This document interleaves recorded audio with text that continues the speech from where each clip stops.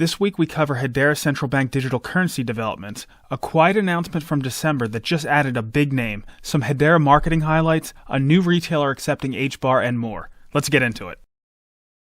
It doesn't look like the question is if Hedera will be used for CBDCs, but when. After raising $4 million, Emtech gave some new information about their work with central banks to allow them to use the leading DLT technology. The CEO of Emtech, Carmel Cadet, said, "We started 2021 with one central bank, and we ended with 5 regulators signing up for pilots and onboarding. In 2022, we have officially launched the digital regulatory platform. If we can modernize financial infrastructure, central banking is where we can probably have the most impact. And that's where my passion and skills came together, to bring together innovative technology to address financial inclusion by working with central banks. We don't ask them to approve a new solution or something they don't know. We come in and say, your ecosystem is changing, the financial market is transforming right under your eyes, and regulatory innovation is key to maintaining consumer protection.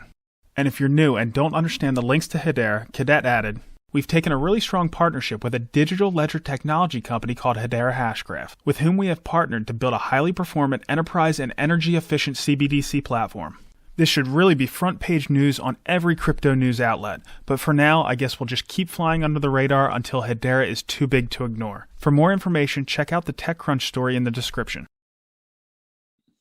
This past week, we heard about a partnership between the HBAR Foundation and Travala, and here to give us some more information is Elaine Song, the Director of Ecosystem at the HBAR Foundation. Thanks for coming in, Elaine. Hi, good to be here.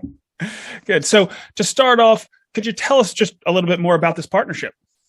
Absolutely. So Travala is the leading blockchain-based bookings platform. It really allows travelers to use crypto in addition to other currencies and easy means of payment in order to book experiences, hotels, flights, and I believe they're launching a concierge service as well. Okay, I gotcha. So what are the benefits for Travala accepting HBAR, and what are the benefits for HBAR holders to book travel with them? So Travala integrating HBAR as a payment method is really to tap into the benefits of the Hedera network. As we all know, Hedera has really reliably low fees in addition to being reliably fast. And so when it comes to use cases like travel booking, where travelers want to make sure that they're seeing the prices that they're actually going to be paying and then having really quick confirmation in terms of whether that booking has been completed, HBAR is the perfect asset for that because of the inherent benefits of the network. And so we're really bringing that capability to Travala's customers. Okay. And how about benefits for the HBAR holders? Yeah. So I think if you are an investor who is just looking to hold HBAR, it's probably not the best use case. Sure. But it's part of our mission at the foundation to really increase places and use cases for you to actually transact with your HBAR. I think one thing that, as DeFi and NFTs and all this metaverse stuff becomes so popular, I think one thing that we forget is kind of the fact that micro payments or just transactions are kind of the initial use case of crypto. So I think this brings us back to the roots of that in terms of why HBAR is such a reliable asset in order to transact with. And so, for those who are looking to put their HBAR to use or who are looking to try it out or who really want to see, a real world benefit of the Hedera network, using HBAR on Travala is probably a really good example of that. Yeah, and I'm on board with you. We don't want anybody selling their HBAR. But that said, if they're going to sell their HBAR to book some travel anyway, you might as well cut out the middleman and go straight to the source, right? Yeah, I think one thing that is really interesting for me in terms of like the payments use case is the fact that it really is hard to see the benefits of a network when they're really abstract, right? Mm-hmm. So yes, I think if you're like using Uniswap and you get hit with a massive Ethereum gas fee, then yeah, it becomes really visible. But outside of those types of large scale use cases, sometimes it's hard to see why the technology of the network actually matters. And I think that this particular use case, even if it's small or even if it's kind of a novel use case or a novelty use case, I think it'll really showcase the benefits of the HBAR asset, which is, really low fees and the fact that it's incredibly fast. All right. So what are some of the things, coming up in the future that we might be able to look forward to? Is there anything coming up that you're excited about? Yeah, so we'll have more information on that soon, but we're going to continue our partnership with Travala. They're a great team, and it's been such a pleasure working with them. And so we definitely want to keep that momentum. And I think one thing that I would love the community to see within the community is if you do use your HBAR on Travala, like let us know where you're going.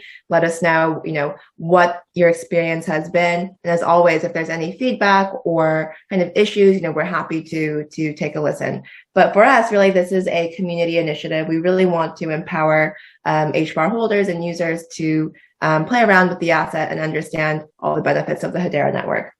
Well, good stuff. So thank you so much for coming by. Is there any final thoughts you have before we let you go? No, happy Friday. Have a great weekend. Thank you. Happy weekend to you as well. Thanks again. Sometimes we don't even know the significance of Hedera announcements until well after they're made. A good example is something that came out in December that I didn't even cover. It was the announcement of the integration of Hedera with the cryptocurrency compliance and risk platform TRM. The initial press release said, Hedera's native cryptocurrency HBAR is now supported across all TRM solutions, and future assets issued on Hedera will also be supported. Users benefit from custom analytics and solutions that allow them to monitor risk, detect financial crime, and strengthen AML CFT compliance on Hedera. The CEO of TRM Labs said, governments require financial institutions to establish risk-based anti-money laundering programs. Fulfilling these requirements on public ledgers is extra challenging due to the evolving regulatory landscape, technologies, and threat actors. By integrating with Hedera, we offer organizations building on the Hedera network the ability to prevent cryptocurrency fraud and financial crime, enabling our shared goal of building a safer financial system for billions of people. In case we were wondering what kind of institutions were interested in TRM solutions, we found out a few days ago when TRM Labs announced that one of the largest banks in the world, JP Morgan, joined a roster of financial institutions that have invested in TRM. Umar Farouk, CEO of Onyx by JP Morgan, said, TRM's vision to drive security and integrity in crypto ecosystems through sophisticated analytic solutions aligns with our ambitions for building blockchain products at JP Morgan that are compliant and secure.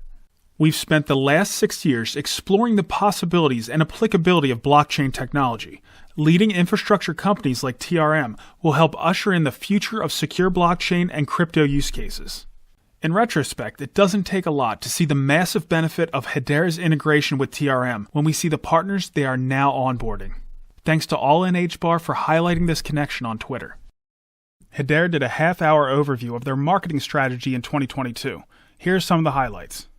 We have approved budget from the board of managers.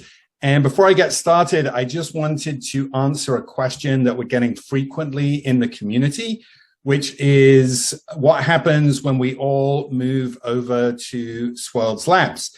And the answer is that what you see today is our focus for 2022, regardless of the company we're working for. So today, we all work at Hedera.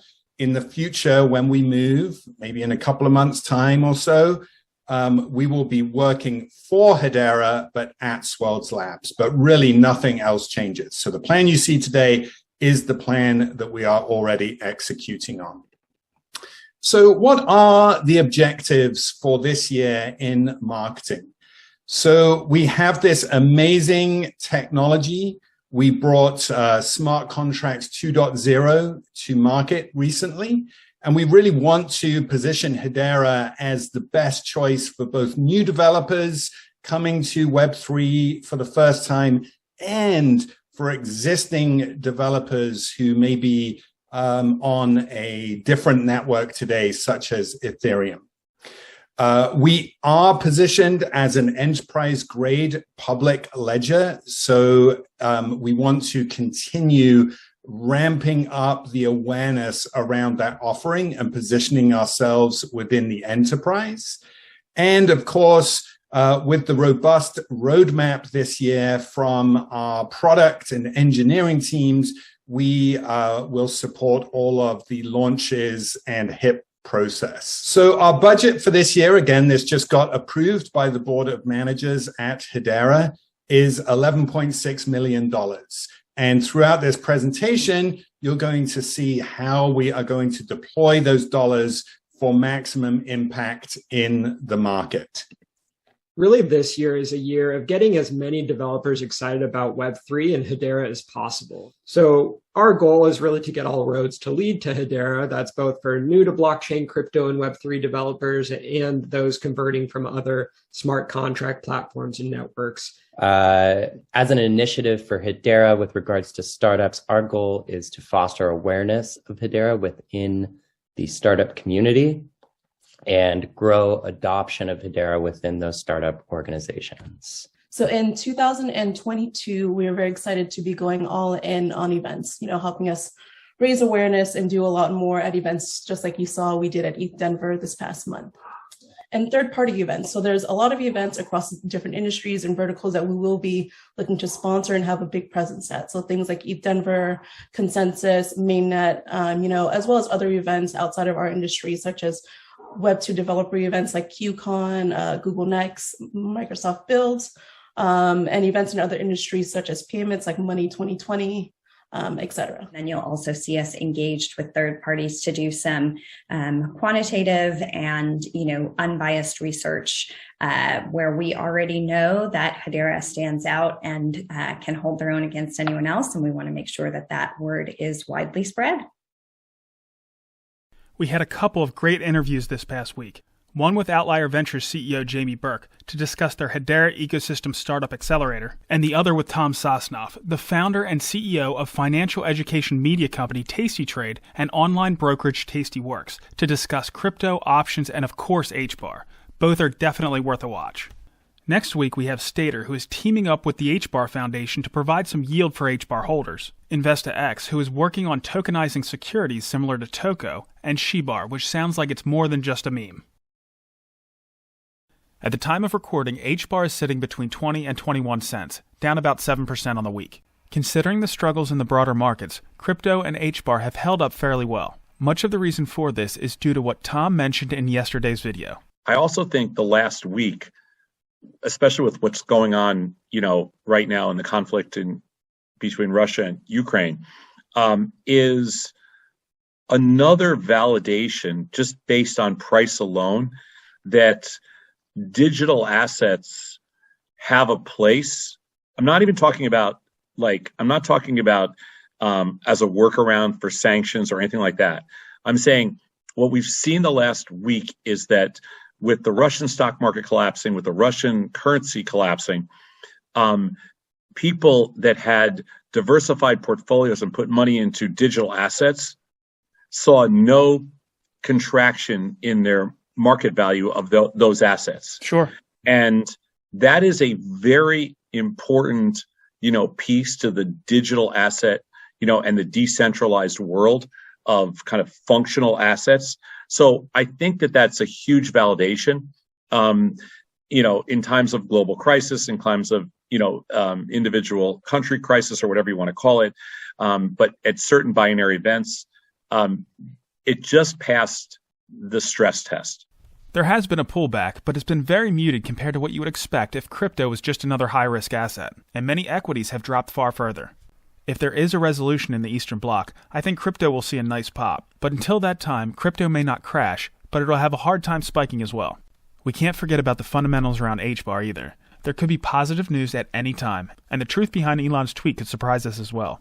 As covered last week, support still remains at about 19 cents. And the next area of resistance we want to break on a rally is at 26. It seems like the HBAR Foundation is starting to hit its stride, and I'm looking forward to Hedera's marketing blitz in 2022. Thanks for watching, and if you haven't, you really need to go back and watch that Sosnoff interview. His insights were priceless. Please like, subscribe, and drop a comment down below if you appreciate what we're doing.